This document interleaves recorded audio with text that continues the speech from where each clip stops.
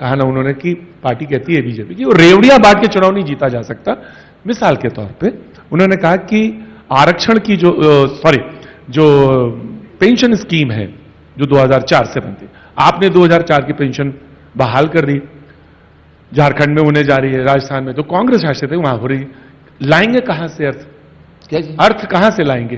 Finance कैसे आएगा? और आज तक के देश में 2004 के पहले जितने लोगों को पेंशन दे रहे थे कांग्रेस की सरकारें, तो उनको पेंशन मिल तो रहा था ना। अटल जी ने उसको बंद कर दिया। अब सवाल इस बात का, हम तो 60 साल के बाद भी लोगों की चिंता कर रहे हैं, उसको बुढ़ापा ठीक चले, उसके घर के बेटे बहू नाती पोता भी बुजुर्ग को सम्मान करे, तो सम्मान पूर्वक जीवन व्यतीत हो, इसकी चिंता हमारी है। ये तो भरी जवानी में इसको भूतपूर्व कर रहे हैं। शादी नहीं हुई साहब, मतलब यह है कि 17 साल से 21 साल का जवान जाएगा, अग्निवीर में भर्ती होगा, 4 साल में वो रिटायर हो जाएगा, शादी कार्ड में छापेगा। 21 साल में वो और नीचे लिखेगा no pension, no rank, no pension. बहरहाल आप इसको ऐसे रख सकते हो, पर उनको समीकरण वो ऐसे रखते हैं कि 21 साल की उम्र में 12 लाख रुपए। एक शादी करेगा, रिसेप्शन देगा, 12 लाख तो समाप्त हो गया साहब। फिर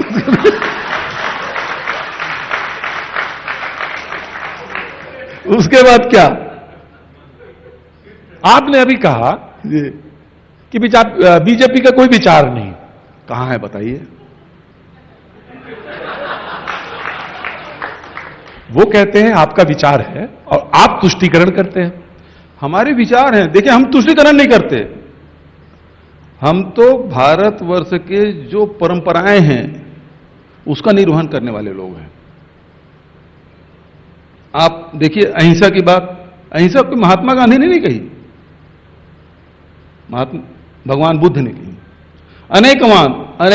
अनेकांतवाद कोई गांधी जी का दर्शन नहीं है, ये दर्शन महावीर का है।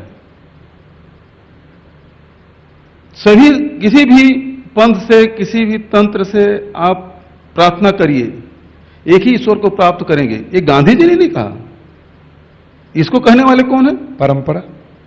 स्वामी विवेकानंद और उसके गुरु रामकृष्ण परमहंस ने कहा। तो ये परंपराएं हैं। 2500 साल पहले जिन बातों को बुद्ध ने, महावीर ने, और आज 300-400 साल पहले जो रामकृष्ण परमहंस और विवेकानंद जी ने जो बात कही है, उसका कोई प्रतिनिधित्व करता है तो महात्मा गांधी। और महात्मा गांधी हमारे आइडियोलॉजी है, और वो यदि दर्शन यदि आपको तुष्टीकरण लगता है तो हम तुष्टीकरण कर रहे हैं, लेकिन यही भारत की परंपरा है। और फिर आप यदि भारत की उस परंपरा को नहीं मानते जिसमें सभी जाति, धर्म, भाषा, भाषी, बोली, संस्कृति को सबको सहेज के नहीं रखेंगे, तो आज श्रीलंका में क्या स्थिति हुआ? वहां केवल सिंहली चलेगा, यही बात आपने कही ना। वहां जो गैर सिंहली है वो नहीं चलेगा, उसमें मुस्लिम है, उसमें क्रिश्चियन है, उसमें हिंदू है, उसमें तमिलनाडु के लोग हैं, सबको आपने दबाया, कुचला, मारा, पीटा। वन ऑफ द रीजन और उसके बाद क्या हुआ? आज क्या स्थिति है? जो गोडबाया उनका हीरो था, जिसके पीछे भागते थे, अब लोग को देख के भाग गए, अब वो दुनिया में जगह खोज रहा है। तो आप क्या देश को उसी दिशा में ले जाना चाहते हैं? तो वही कह रहे हैं ना कि रेवड़ियां मत बांटिए, फ्रीबीज। हाँ, तो कहां हम रेवड़ी बांट रहे हैं? अधिकार संपन्न बनाने, पिछले सरकार में रेवड़ी बांटने का काम होता था, जैसे मोबाइल बांटने का, देखो आवाज आ गई, जूता चप्पल बांटने का, टिफिन डब्बा बांटने का। हम लोग काम नहीं कर रहे हैं, हम तो जो मेहनत है उसका सम्मान कर रहे हैं। जैसे किसान यदि मेहनत कर रहे हैं, अपने खेतों में पसीना बहा रहे हैं, दिन रात, बरसात हो, गर्मी हो, ठंड हो, यदि मेहनत कर रहे हैं तो उसकी मेहनत की कीमत मिलना चाहिए। और इसलिए देश में सबसे ज्यादा कीमत यदि मिल रहा है तो छत्तीसगढ़ में मिल रहा है 2500 रुपए क्विंटल धान, और गन्ना 355 रुपए क्विंटल। ये कहीं नहीं मिल रहा है। आपने तो गोबर तक भी वो कर दिया। हाँ, तो गोबर भी मेहनत से ही बीना जाएगा भाई। गोबर उठाने के लिए आपको झुकना पड़ेगा। अभी कुछ देर पहले यहां पे विपक्ष के नेता बैठे हुए थे, हाँ, तो उन्होंने कहा कि गोबर तब बह गया जून के महीने में, गोबर गर्मी में बह गया, गोबर गर्मी में बह गया, उन्होंने कहा। गर्मी में सूखता है, बहता नहीं है। पानी में बहेगा भाई, गर्मी में सूखेगा। राम को लेकर भी आप बोलते हैं बीजेपी के राम अलग है, हमारे राम अलग है। बिल्कुल अलग है साहब। ये कैसे हो सकता है? है? राम तो एक ही है, सबके हैं। अलग अलग, हर व्यक्ति का राम अलग है। एक राम तो दशरथ का बेटा, वो कबीर का है। कबीर का है ना, कबीर का अलग राम है, तुलसी का अलग राम है, किसान का अलग राम है, मजदूर का अलग राम है। बघेल साहब का राम कौन है? हैं? मेरे राम तो वो हैं हमारे छत्तीसगढ़ के, वो भांजा है, इसलिए हमारे लिए तो भांजा राम है वो। हमारा तो रिश्ता था। और जब मैं भगवान राम के, मैं सोचा था अपने भांजा के गांव जा रहा हूं, तो वहां के मुख्यमंत्री ने मुझे गिरफ्तार कर लिए, एयरपोर्ट में जमीन में बिठा दिए थे। मैं अपने भांजा राम से मिलने जा रहा था।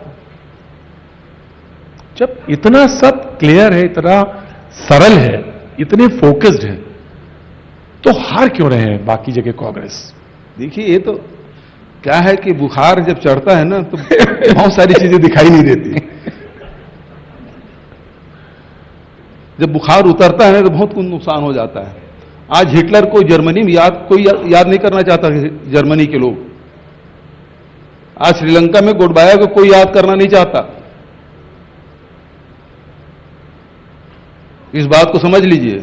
और यही कह रहा हूं, हमारा जो राष्ट्रवाद है वो पारंपरिक राष्ट्रवाद है, जो बुद्ध, गुरु नानक देव, कबीर, तुलसी, महावीर, रामकृष्ण परमहंस से चली हुई परंपरा है। ये परंपरागत राष्ट्रवाद है हमारा, कांग्रेस का। इनका राष्ट्रवाद है वो मुसोलिनी का, हिटलर का राष्ट्रवाद है, जो बीएस मुंजे लेकर आए थे, बैंड और टोपी। और उन्होंने कहा कि अब ये शब्द जो है, शब्दावलियां हटा दी है उन्होंने, तानाशाह, ये आप शब्द इस्तेमाल नहीं कर सकते। वो सदन के अंदर, सदन के अंदर है भाई, यहां थोड़ी हमारे लिए थोड़ी इशारा तो आप कर ही रहे हैं ना। एक सदन की अपनी मर्यादा होती है, उसके अलग शब्दावली होती है, प्रशासनिक शब्दावली अलग है। जो आप अधिकारी जो आदेश निकालते हैं उसको पढ़ेंगे तो आधी जनता समझेगी नहीं। जिसकी चर्चा अक्सर एक चीज होती है आजकल छत्तीसगढ़ में, और आप भेंट मुलाकात के दौरान भी हमने देखा था, आत्मानंद या इंग्लिश मीडियम स्कूल हर जगह डिमांड भी हो रही है। कैसे ये दिमाग में आया और क्या लग रहा है आपको, क्या फ्यूचर होगा, कैसे इसको आगे बढ़ाएंगे? देखिए, शिक्षा के प्रति रुझान तो सब लोगों का रहा है। समाज के बीच में जब भी चर्चा में हम लोग बैठते थे तो सब चाहते थे कि मेरा बेटा भी अंग्रेजी स्कूल में पढ़े, लेकिन मन महसूस के रह जाते थे क्योंकि उनका जो जेब है वो परमिशन नहीं देता था कि मैं अपने बच्चों के इंग्लिश मीडियम स्कूल में पढ़ाऊं, उसका फीस दे सकूं, उसको यूनिफॉर्म का पैसा खर्चा कर सकूं, उसको बस का खर्चा दे सकूं। वो मन महसूस के रह जाता था। लेकिन एक बात मैंने अपने अधिकारियों से कहा, इसमें कोरोना काल के कारण से क्या है कि बाहर घूमना कम हुआ, बंगले में रहे, मीटिंग ज्यादा हुई। तो मीटिंग के दौरान जब मीटिंग समाप्त हो गई तो अधिकारियों के साथ चाय पीते बैठे रहे। तो मैंने अधिकारियों से कहा एक बात कि 20 साल हो गए छत्तीसगढ़ बने, अब तो 22 साल हो गए, मैं 2 साल पुरानी बात बता रहा हूं, कि एक हॉस्पिटल नहीं बना पाए जिसमें आप अपने परिवार के लोगों का इलाज करा सको। क्या बात। दूसरा, एक स्कूल भी आपने नहीं बना पाया जिसमें अपने बच्चों को पढ़ा सके। और इस चुनौती को हम सबने स्वीकार किया और यहीं से रायपुर से शुरुआत हमने की।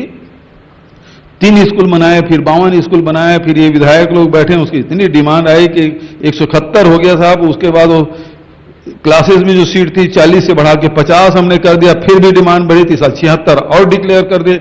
अभी जितने भेंट मुलाकात कार्यक्रम में जा रहा हूं वहां सारे बस्तर में, सुकमा विधानसभा कहें, बीजापुर कहें, दूरस्थ अंचल में, बलरामपुर चल दीजिए, जसपुर चल दीजिए, सब ग्रामीण क्षेत्रों में एक ही मांग कि हमको स्वामी आत्मानंद अंग्रेजी स्कूल। दो चीजों, प्रदेशों की बड़ी चर्चा होती है एजुकेशन पर, एक दिल्ली के स्कूल्स की और दूसरे छत्तीसगढ़ के स्कूल्स के। आप बेटर मानते हैं कि दिल्ली के जो स्कूल सिस्टम है उससे बेटर है छत्तीसगढ़ का स्कूल? बिल्कुल हमारा बेटा है। आम आदमी पार्टी के स्कूल से बेटर है? बिल्कुल सही बात है।